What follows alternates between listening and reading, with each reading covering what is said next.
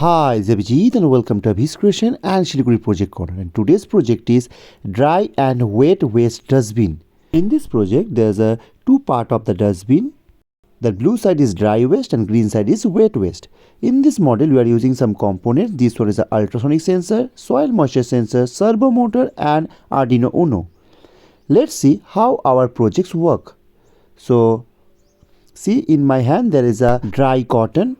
So, when ultrasonic sensor sense any object nearby and soil moisture sense no moisture in that waste, it will goes to the dry waste side.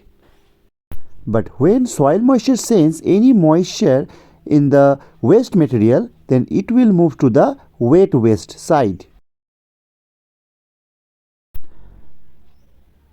Now you see in my hand there is a wet cotton.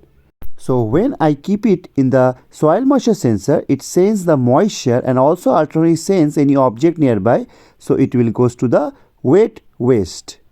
Hope so you like the project. If you like the project, please like, share and subscribe my channel.